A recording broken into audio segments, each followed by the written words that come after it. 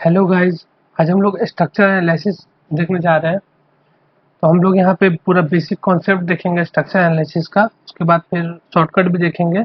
तो पहले हम चैप्टर 1 शुरू करते हैं स्ट्रक्चर एनालिसिस का। हम लोग पढ़ने जा रहे हैं स्ट्रक्चर एनालिसिस। तो स्ट्रक्चर दो टाइप के होते हैं। एक होता है मेरा framed structure,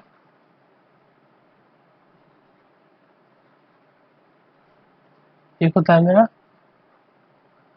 pin jointed structure. Framed structure क्या होता है? ऐसा स्ट्रक्चर जिसमें कि मेंबर, कोई भी मेंबर है, जैसे ये एक फ्रेम है जिसमें कि कोई भी member axial force, shear force, bending moment, axial force, shear force और बेंडिंग मोमेंट तीनों रजिस्ट करे, तो उसको बोलेंगे हम लोग फ्रेम्ड स्ट्रक्चर। जैसे इसमें ए बी सी डी एक फ्रेम है जिसमें कि कोई भी मेंबर ए बी चाहे बी सी चाहे सी डी, ये तीनों फोर्स रजिस्ट करेगा, एक्सियल फोर्स भी, शियर फोर्स भी और बेंडिंग मोमेंट भी। तो किसी भी मेंबर में तीन फोर्स होगा, तो वो मेरा हो गया pin framed structure. Pin jointed structure क्या होता है कि जिसमें सिर्फ एक्सियल फोर्स होगा, सिर्फ एक्सियल फोर्स होगा। एग्जांपल क्या है? मेरा ट्रस है, ट्रस है, ये पिन जॉइंट है, ये भी पिन जॉइंट है, ये भी पिन जॉइंट है, सपोर्ट मेरा ऐसा है। तो इसमें मेंबर में सिर्फ एक्सियल फोर्स रहेगा, तो मेरा पिन जॉइंटेड स्ट्रक्चर हो गया। अभी इन्हीं दो स्ट्रक्चर का हम लोग डिटर्मिनेसी इनडिटर्मिनेसी देखेंगे। इनडिटर्मिनेसी देखेंगे फ्रेम्ड स्ट्रक्चर का और पिन जॉइंटेड स्ट्रक्चर का। इनडिटर्मिनेसी भी दो टाइप का होता है, एक होता है स्टैटिक और दूसरा होता है काइनेमेटिक। एक होता है स्टैटिक इनडिटर्मिनेसी और एक होता है काइनेमेटिक इनडिटर्मिनेसी। दोनों को हम लोग डिटेल में डिस्कस करेंगे, स्टैटिक क्या होता है, काइनेमेटिक क्या होता है। फिर स्टैटिक इनडिटर्मिनेसी भी दो दो टाइप का होता है, एक होता है इंटरनल इंटरनल स्टैटिक और एक होता है एक्सटर्नल स्टैटिक। इसको भी देखेंगे हम लोग डिटेल में। एक्सटर्नल, ठीक है, पहले हम लोग स्टैटिक इनडिटर्मिनेसी देखते हैं। तो किसके लिए देखेंगे हम लोग स्टैटिक इनडिटर्मिनेसी?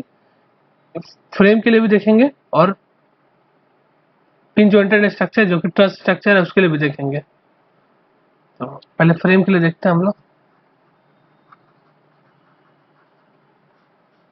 तो फ्रेम्ड स्ट्रक्चर भी दो टाइप का होता है, एक तो 2D फ्रेम होता है और एक 3D फ्रेम होता है। 2D फ्रेम मतलब जिसको 2 डायमेंशन में रिप्रेजेंट किया जा सके वह 2D फ्रेम, और जिसको 2 डायमेंशन ना रिप्रेजेंट किया जा सके, 3 डायमेंशन की जरूरत है, वो 3D फ्रेम है। जैसे प्लेन फ्रेम, प्लेन फ्रेम मेरा 2D फ्रेम है, ठीक है। तो देखते हैं हम लोग 2D फ्रेम का। तो इसका फॉर्मूला होता है स्टैटिक। अच्छा, स्टैटिक इनडिटर्मिनेसी क्या होता है ये हमने बताया। स्टैटिक इनडिटर्मिनेसी, स्टैटिक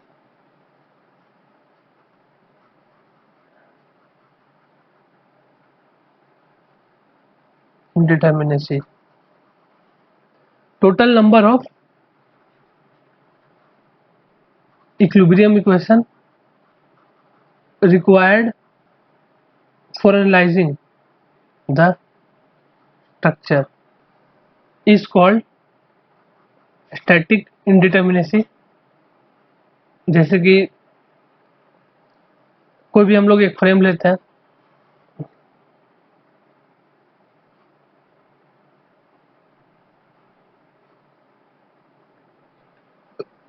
तो इसमें कितना रिएक्शन होगा? सिंपली यहाँ पे इस जॉइंट पे दो रिएक्शन होगा, एक दो, और यहाँ पे एक रिएक्शन होगा। तो ये हम लोग जो देख रहे हैं वो हम लोग एक्सटर्नल इनडिटर्मिनेसी देख रहे हैं। तो टोटल किसी भी एक जो स्ट्रक्चर है उसमें कितना इक्विलिब्रियम इक्वेशन हम लोग पास अवेलेबल रहता है, 3 इक्विलिब्रियम इक्वेशन अवेलेबल रहता है, जो कि क्या क्या है, एक समेशन ऑफ हॉरिजॉन्टल डायरेक्शन में सारा फोर्स का समेशन 0, एक वाई डायरेक्शन में जो कि वर्टिकल डायरेक्शन में सारा फोर्स का समेशन 0, और एक नेट मोमेंट स्ट्रक्चर का 0 होता है। 3 इक्वेशन ऑफ इक्विलिब्रियम है और 3 एक्सटर्नल फोर्स है, तो हम लोग सारे फोर्स को निकाल सकते हैं, एनालाइज कर सकते हैं इक्विलिब्रियम इक्वेशन का यूज करके। तो टोटल अननोन फोर्स कितना है, 3 है, और टोटल इक्विलिब्रियम इक्वेशन 3 है, तो 0 हो गया इसका स्टैटिक इंडिटर्मिनेसी। मतलब ये स्ट्रक्चर इसका 0 होता है वो डिटर्मिनेट कहलाता है स्ट्रक्चर। ठीक है, ये हम लोग एक्सटर्नल देख रहे थे, हम लोग एक्सटर्नल फोर्स को देख रहे थे, इसलिए इसको बोलेंगे एक्सटर्नल इंडिटर्मिनेसी। जब इंटरनल फोर्स को भी देखने लगे तो हो जाएगा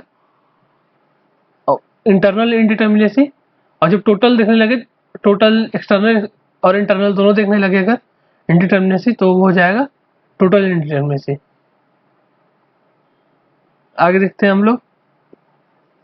तो इंडिटर्मिनेसी निकालने का फॉर्मूला क्या होता है, अभी हम लोग फ्रेम को डिस्कस कर रहे हैं, अभी जो भी एग्जांपल ले रहे हैं वो फ्रेम का ले रहे हैं। डिटर्मिनेसी को डीएस रिप्रेजेंट करते हैं, ऊपर हम लोग देखे थे। Total number of unknown force कितना है, अननोन फोर्सेस कितना है, फोर्सेस मतलब कि फोर्सेस और मोमेंट दोनों काउंट होगा अननोन में, माइनस टोटल इक्विलिब्रियम इक्वेशन कितना है।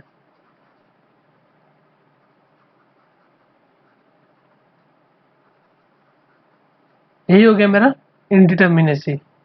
तो उसके लिए फ्रेम के लिए फॉर्मूला होता है, वो कहाँ से आया फॉर्मूला भी बता देता हूँ, और फॉर्मूला क्या होता है ये भी बता देता हूँ। जैसे ये फ्रेम है, एक फ्रेम का एग्जांपल लेके मैं फॉर्मूला को डिस्कस कर देता हूँ। फ्रेम है तो इसके एक मेंबर में, या फिर मान लीजिए कोई भी फ्रेम है, उसके एक मेंबर में कितना फोर्स होता है, ऊपर हम लोग डिस्कस किए थे फ्रेम के केस में। एक मेंबर के अंदर 3 फोर्स होता है, शियर फोर्स, एक्सियल फोर्स और बेंडिंग मोमेंट। तीन फोर्स होता है। तो मान लीजिए अगर एम मेंबर है तो कितना हो जाएगा 3m, और एक्सटर्नल रिएक्शन को हम कितना होगा इसमें, कुछ भी है, मान लीजिए आर एक्सटर्नल रिएक्शन है तो आर, और एक ज्वाइंट पे 3 इक्विलिब्रियम इक्वेशन होता है, तो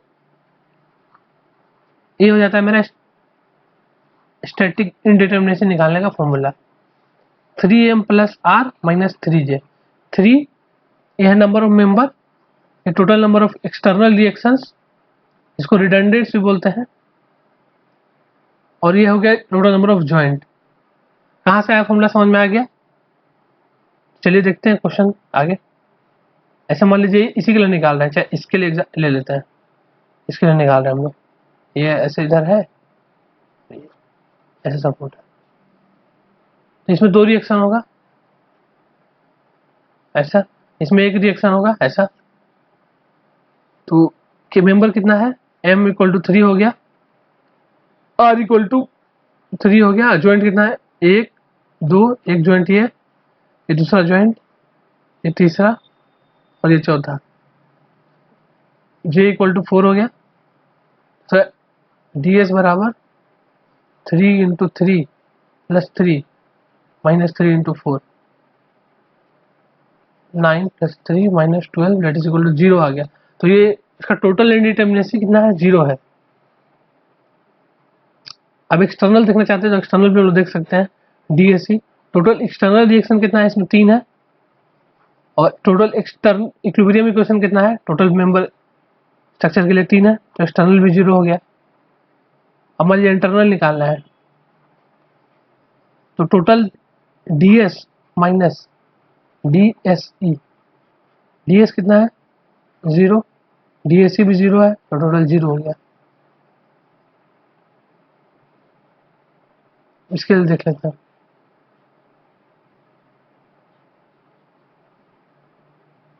डीएस इक्वल टू पता है हमको 3m plus r minus 3j होता है। यहाँ पे m कितना है, 3 मेंबर है, तो m इक्वल टू 3, आर 1, ये 2, यहाँ 3, यहाँ मोमेंट भी रहेगा, यहाँ भी 3 होगा, 1 ये 2 और ये 3, तो R बराबर 6 हो गया। और J एक जॉइंट, ये दूसरा जॉइंट, ये तीसरा जॉइंट और ये चौथा जॉइंट, तो 4 जॉइंट हो गया। तो DS बराबर DS इक्वल टू कितना हो गया 3 इंटू 3 प्लस 6 माइनस 3 इंटू 4, ये हो गया total 15 minus 12 that is equal to 3। तो इसका हो गया टोटल इंडिटर्मिनेसी 3। अब हम लोग एक्सटर्नल देख लेते हैं इसमें DSE। तो टोटल एक्सटर्नल रिएक्शन कितना है, ये 3 यहाँ पे और 3 यहाँ पे 6। टोटल एक्सटर्नल इक्विलिब्रियम इक्वेशन कितना है पूरा स्ट्रक्चर के लिए, वो है 3। तो ये हो गया 3। अब हमको निकालना है इंटरनल इंडिटर्मिनेसी।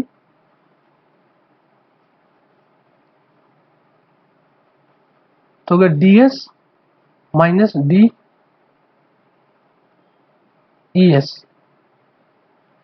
कितना हो जाएगा, टोटल है मेरा 3 माइनस एक्सटर्नल है 3, तो 0 हो जाएगा। अब लेकिन अगर एग्जाम में हम लोग ऐसे निकालेंगे तो हम लोग का बहुत टाइम लग जाएगा। मान लीजिए अगर बहुत बड़ा फ्रेम आ गया, ये फ्रेम है,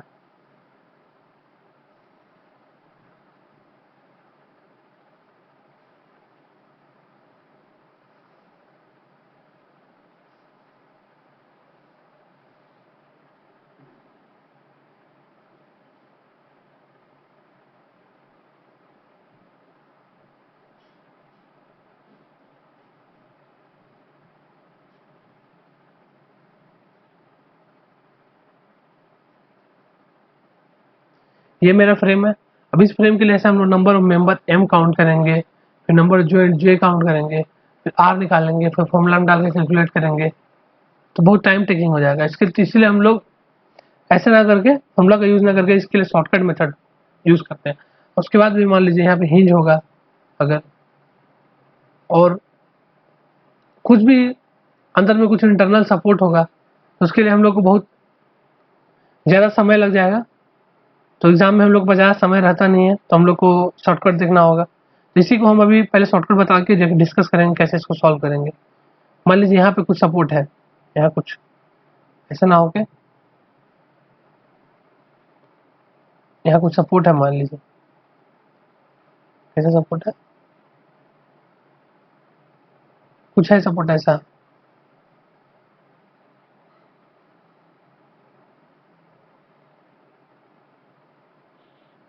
ये सपोर्ट है मान लीजिए यहाँ पे।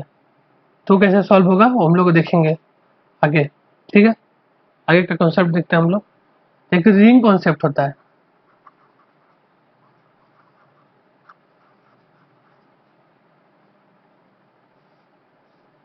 एक रिंग जो अगर बन जाएगा ना रिंग, तो रिंग का degree of total degree of static indeterminacy 3 होता है, ठीक है।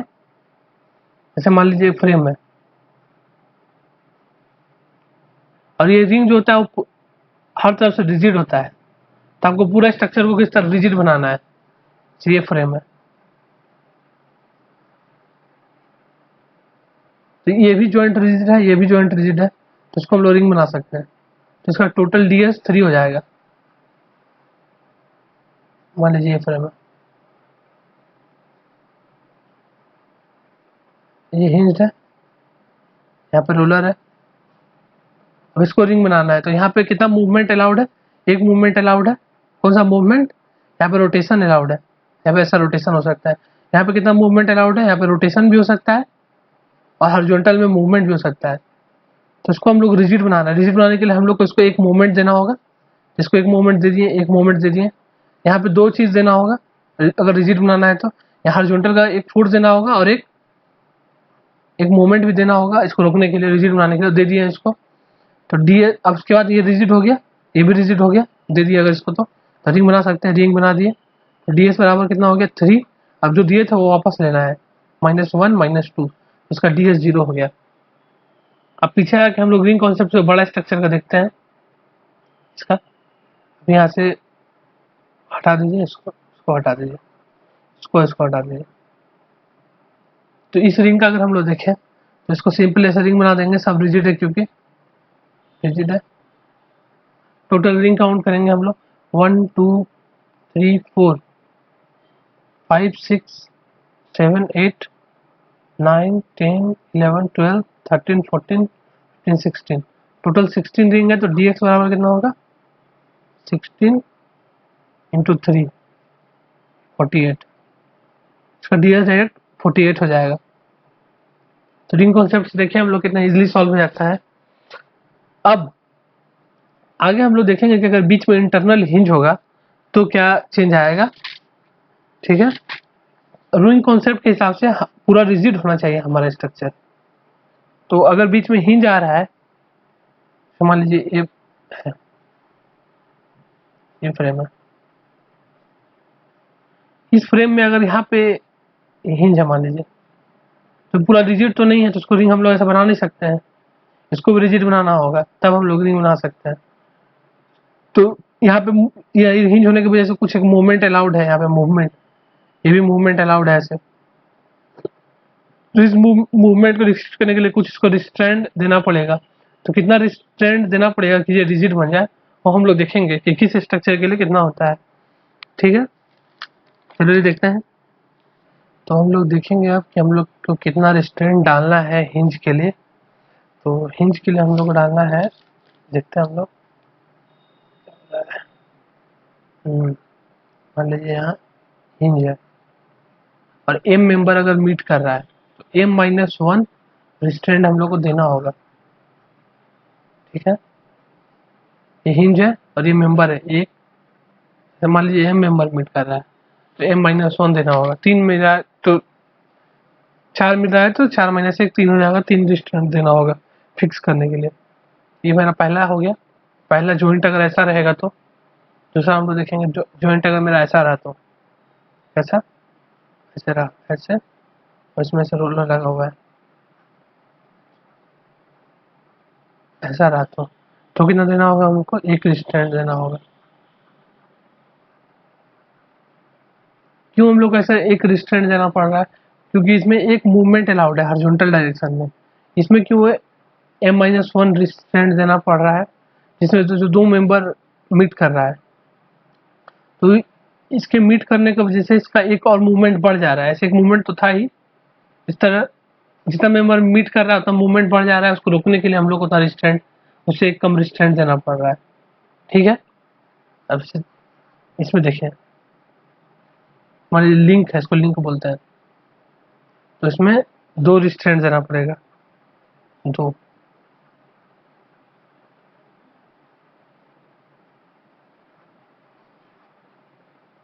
इस तरह का जॉइंट है अगर तो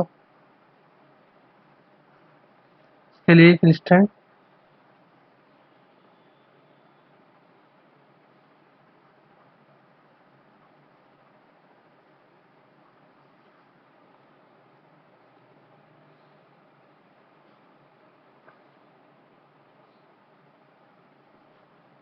इसमें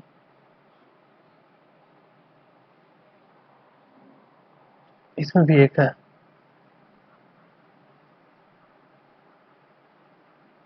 ठीक है, अब हम लोग एक बड़ा एग्जांपल देखते हैं, सॉल्व करते हैं कोई भी,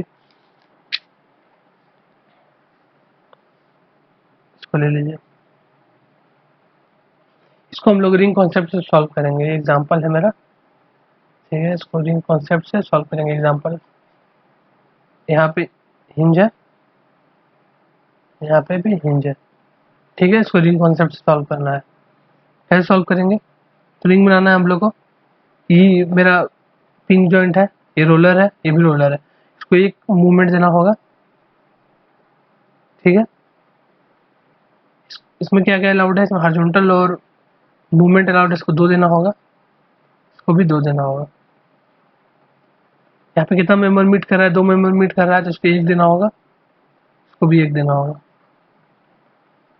ठीक है, जो दिए वापस ले लेंगे, हम लोग रिंग बना सकते हैं। रिंग बना दिए, यहाँ रिंग बना दिए, कितना रिंग बना, एक रिंग, ये हो गया मेरा दूसरा रिंग, ये तीसरा रिंग, ये चौथा रिंग। ठीक है, 1 2 3 4, 4 रिंग बना, तो ds बराबर कितना हो गया मेरा, ds is equal to 4 into 3।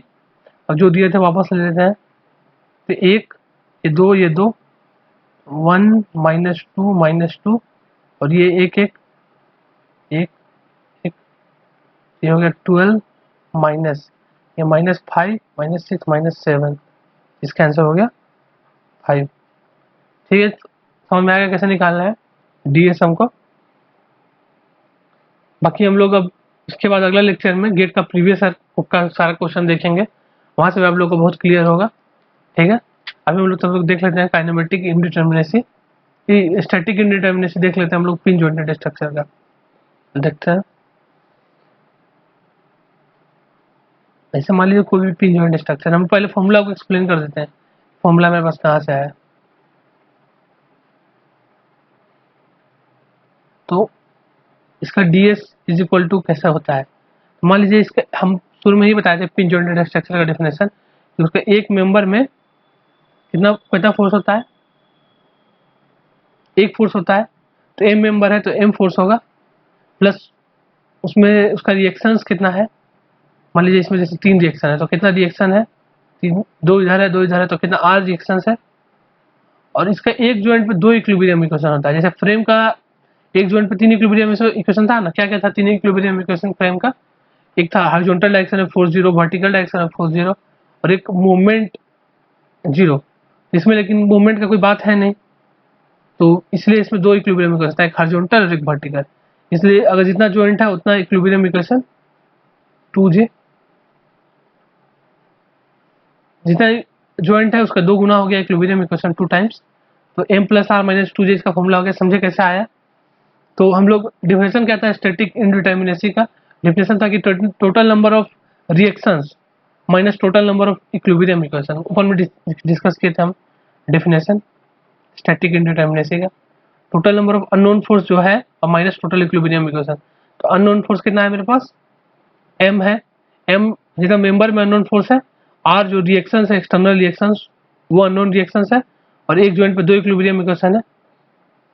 अब इसका हम लोग को काम फॉर्मूला से ही हो जाता है, इसमें हम लोग को कोई अलग से जरूरत नहीं पड़ता है, कोई शॉर्टकट का जरूरत नहीं पड़ता है। क्यों शॉर्टकट की जरूरत नहीं पड़ता है, क्योंकि इसमें सिर्फ हिंज होता है, हिंज होने की वजह से कोई हम लोग को एक्सटर्नल रिएक्शंस कुछ भी अलग टाइप का सपोर्ट नहीं हो सकता है, इसमें सिर्फ हिंज ही होगा, जो ज्वाइंट होगा वो हिंज ही होगा, जो ज्वाइंट होगा मेरा वो हिंज ही होगा, हिंज के अलावा कोई और ज्वाइंट हो नहीं सकता है। इसलिए हम लोग को इसमें फॉर्मूला सही सॉल्व हो जाएगा। जैसे इसके हम देख लेते हैं, यहाँ पे पिन सपोर्ट है, यहाँ पे रोलर है, उसका देख लेते हैं कितना होगा। m इज इक्वल टू 3 हो गया, टोटल ज्वाइंट कितना हो गया 1 2 3 ज्वाइंट हो गया, एक्सटर्नल रिएक्शन कितना हो गया, यहाँ पे 2 हो गया, एक ये यहाँ 2 और यहाँ पे 1, तो टोटल कितना हो गया 3 हो गया एक्सटर्नल रिएक्शन। तो लगा देते हैं फॉर्मूला हम लोग ds is equal to m3 r3 joint 3 into 2 6 minus 6 equal to 0, इसका टोटल 0 हो गया, टोटल इनडिटर्मिनेसी 0 हो गया इसका। ऐसे कोई भी बड़ा एग्जांपल होगा तो हम लोग सॉल्व करेंगे इसी फॉर्मूला से। हम लोग जब प्रीवियस का देखेंगे गेट का ईएससी का दोनों का, तो हम लोग को और ज़्यादा समझ में आएगा। अगला लेक्चर हम देखेंगे, तो हम लोग अभी कॉन्सेप्ट देखते हैं। ठीक है, ये मेरा फॉर्मूला हो गया।